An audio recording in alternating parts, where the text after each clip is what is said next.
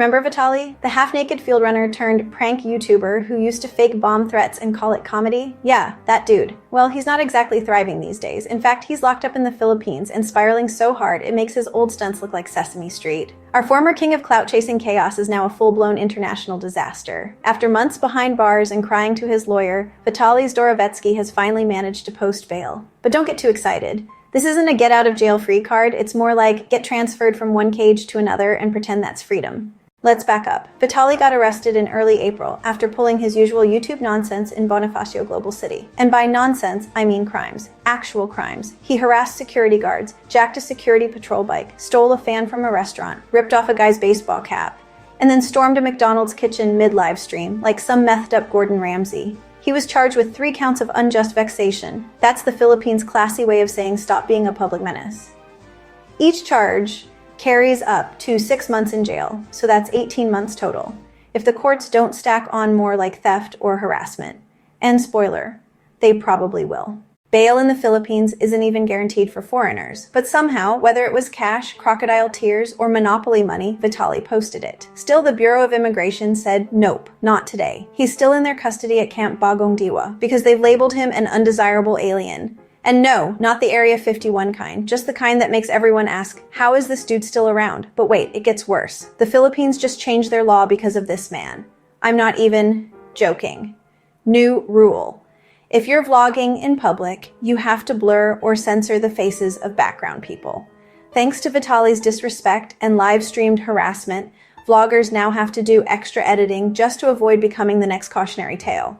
So congrats, Vitaly, you're officially the reason for a national privacy policy. What a legacy. Let's talk jail conditions. He's being held in Bikutan, one of the roughest immigration detention centers in the country. It's overcrowded, humid, no air conditioning, and the meals cost less than a bag of chips. For a guy who used to flex private jets and fake Lambos, he's now eating rice with 40 strangers and swatting mosquitoes at night. No prank, just pain.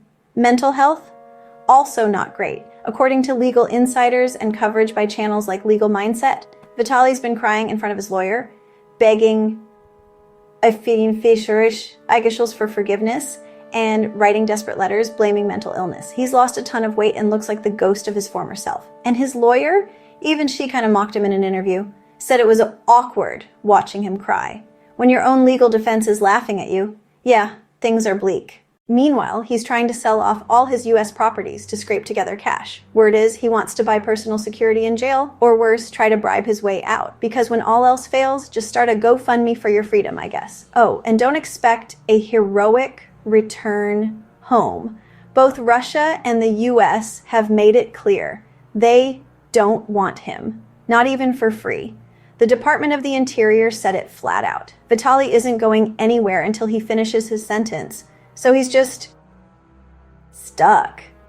A man without a country, or fans, or lawyers who actually like him. And if you needed more cringe, MMA fighter Rampage told Aiden Ross on stream that Vitaly will never make it. Not out of jail, not in life, just never. Brutal, but honestly, accurate. Even Legal Mindset has been dragging him. They said the case is open and shut because Vitaly live-streamed the crimes himself. Like, bro, you recorded your own downfall in 1080p with commentary. That's not a vlog, that's Exhibit A.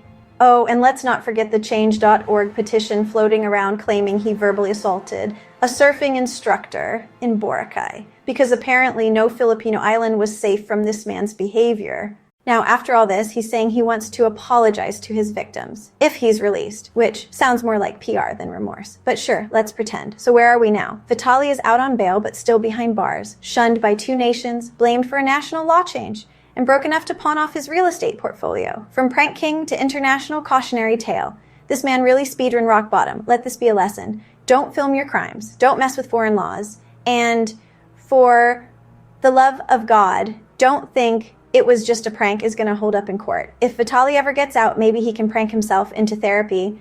Until then, he's the poster child for what happens when your clout chasing finally catches up to you. Want more jaw-dropping stories from the dark side of the internet? Smash that. Like, hit subscribe, and I'll see you in the next breakdown. Stay smart, stay out of jail, and maybe blur some faces while you're at it.